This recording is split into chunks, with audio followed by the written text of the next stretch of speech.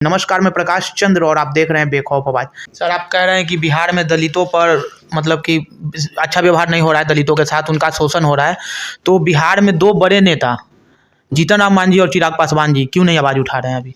ये तो दुर्भाग्यपूर्ण स्थिति है। कहते हैं कि हम दलित के नेता हैं। दो नरेंद्र मोदी की सरकार में दो मंत्री जीतन राम मांझी जी और माननीय चिराग पासवान जी दोनों मंत्री हैं।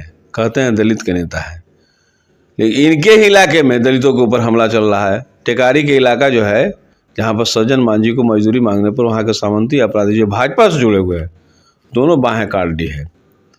आप चले आइए छपरा के अंदर में, जहाँ पर दलित समुदाय के पासवान जो टीचर है मोच रखते थे। सामंतों ने कहा कि भाई राण रयान चमार दुसाद मुसर होकर के मोच रखेगा। मोच रखने के एवज में वहाँ के दबंग राजपूत ने उनकी हत्या कर दी। मतलब अब बिहार में मोच भी जात के आधार पर रखा जाएगा? मोच पर कहीं घोड़ी पर चढ़ने के सवाल पर, कहीं बारात में पहन ओढ़ के जाते वहाँ अपमानित करता है, कुर्सी पर बैठने के लिए। लगातार बिहार में भी नीतीश जी के राज में हो रहा है। कहीं से भी न्याय के साथ विकास का काम नहीं हो रहा है। न्याय के नाम पर गरीबों को, दलितों को अपमानित किया जा रहा है, महिलाओं को सरेआम इज्जत लूटी जा रही है।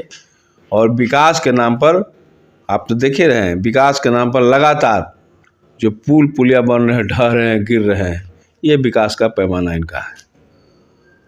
तो आने वाले दिनों में मेरा एजेंडा ये है, ये एजेंडा होगा चुनाव का, कि गरीबों को 5 डिसमिल जमीन नहीं मिला है।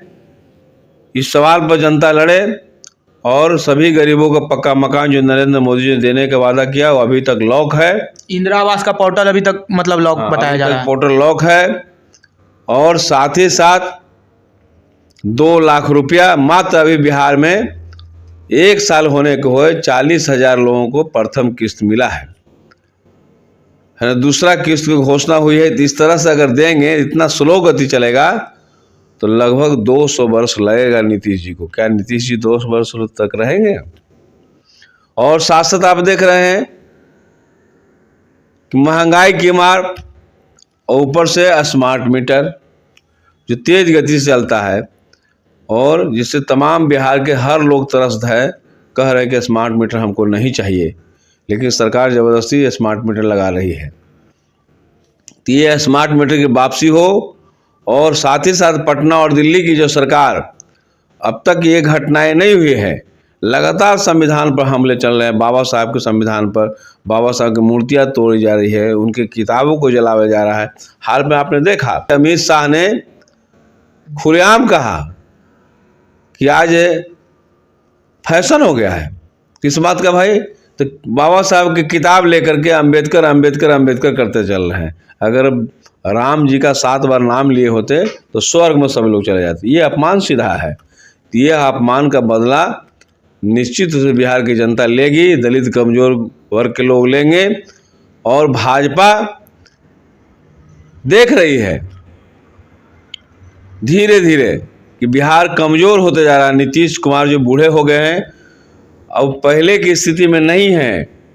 वो रात को दिन बोल रहे हैं, अनाप शनाप बोल रहे हैं। इन्हीं सब चीज़ों को भांप कर भारतीय जनता पार्टी की कोशिश है कि इनके विधायकों को और एमपी को खरीद फरोख्त मिला लें, अपने कमजोर कर दें और नीतीश की जगह भारतीय जनता पार्टी के कंधे पर शामिल हो जाए।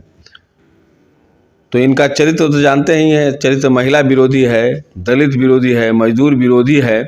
भारतीय जनता पार्टी सबसे खतरनाक पार्टी है, वो महिलाओं के ऊपर हमला ज़्यादा करती है। हाल में देखा कि अटल बिहारी वाजपेयी के 100वां जन्म दिवस मनाया जा रहा है, जहाँ पर देवी गायिका को बुलाया गया और देवी गायिका ने सम्मान में महात्मा गांधी की गीत रघुपति राघव राजा राम पति तपापन सीताराम जैसे ही गाया तो तमाम जो बड़े नेता थे, अश्वनी कुमार चौबे से लेकर सीपी ठाकुर, सब आग बबूला हो गए। मतलब अब राम का भी गाना पसंद नहीं आ रहा है? अब राम को, जिस राम के नाम पर वोट लेने के काम किए थे, अब राम और सीता से भी परहेज कर रहे हैं।